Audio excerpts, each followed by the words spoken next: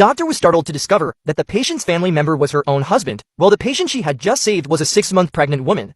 Just 3 hours earlier, as she was getting ready for bed, her husband had suddenly received a phone call and hurriedly left the house, claiming there was an urgent matter at work. Shortly after, she received a call from the hospital, informing her that a pregnant woman had been in an accident and needed immediate emergency surgery. After finishing the exhausting operation, she realized that the family member of the patient was her husband. However, she didn't raise her voice to scold him, only glancing at the bloodstains on his clothes before coldly informing him that the surgery was successful and both the mother and child were safe. He hurriedly explained that the baby wasn't his and that the woman was just a friend. Due to the emergency situation, and with the woman's family abroad, he had to sign the consent form for the surgery. Reflecting on their 3 years of marriage, during which they had always been loving and caring towards each other, she chose to trust her husband. However, the next day, when they went together to visit his mother for her birthday, she was shocked to encounter the woman from the previous night. "Dear, let me introduce you. This is the neighbor's daughter. Her name is Tam An. She went to the same school as the UNGC from elementary through high school.